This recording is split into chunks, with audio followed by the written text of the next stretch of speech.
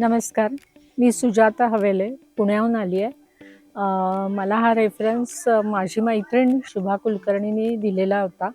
म्हणजे दिला पूर्वीच होता, पण तेव्हा मी काही कारणाने जॉइन नाही झाले, कारण एवढं सिव्हिअर मला वाटलं नव्हतं.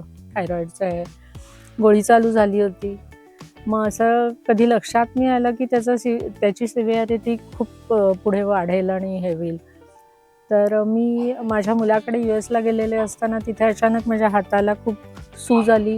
एकदम हात मुवमेंट्स थांबल्या होत्या. स्वेलिंग येऊन काय काय वेगवेगळे प्रकार झाले. पण त्याचं डायग्नोस कोणालाच झालं नाही. सगळे निगेटिव्ह येत होत्या.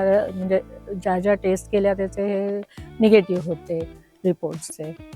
त्याच्यानंतर माझी मैत्रीण मला परत जेव्हा भेटली आणि तिने बघितलं तर ती म्हणली, तुला मी मागेच सांगितलं होतं. ती इथे DFFला जॉईन आहे.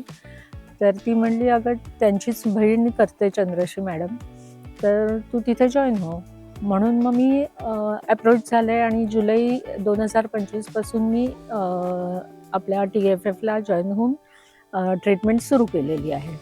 आता माझ्यात खूप फरक पडलेला आहे. वजन स्वेलिंग गेलेलं आहे.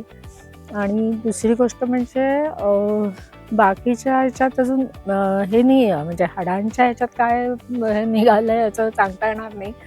पण इतर मोटिवेशन खूप गोष्टींची मिळालेली आहेत. आत्ताच मी यायच्या आधी 4 दिवसापूर्वी हॉस्पिटलायझेशन, म्हणजे मला लूज मोशन झाल्यामुळे मी ॲडमिट होते. म्हणजे फूड इन्फेक्शन झालं असं नंतर लक्षात आलं होतं.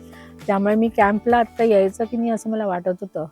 पण चंद्रश्री मॅडमनी इतकं मोटिवेट केलं, काळजी घेतली आहे. आणि आता इथेही आल्यावरती बघितलं की खूप काळजी घेतली आहे. मी आता म्हणजे वाटणार नाही तेव्हा सलाईन वगैरे लावून हॉस्पिटलायझेशन झालं आहे माझं.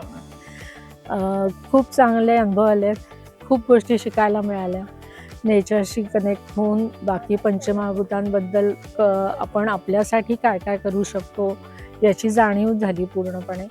आणि त्यांचं दोघांचंही, म्हणजे भाग्येश सर आणि चंद्रश्री मॅडमनी दिलेले सगळे प्रोटोकॉल्स पाळण्याचा आम्ही पुरेपूर प्रयत्न करू आमच्या बाजूनी.